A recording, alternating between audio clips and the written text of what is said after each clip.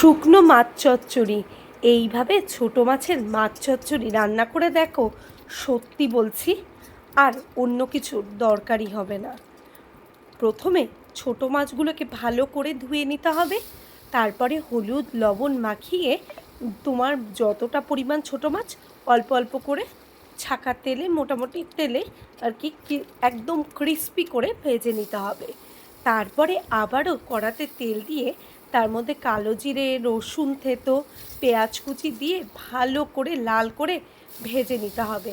আর ছোটো ছোটো লম্বা লম্বা আলু ভাজার মতন আলু কেটে রেখেছিলাম, সেই আলুগুলো এর মধ্যে দিয়ে ভালো করে নাড়াচাড়া করে লাল করে ভেজে নিচ্ছি।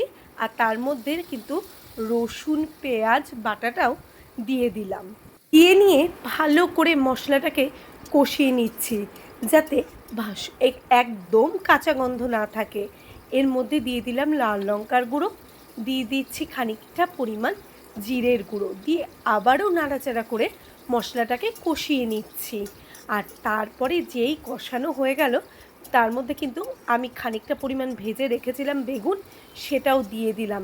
যখন আলুটা সেদ্ধ হয়ে এলো, তারপরে কিন্তু বেগুনটা দিয়ে দিলাম।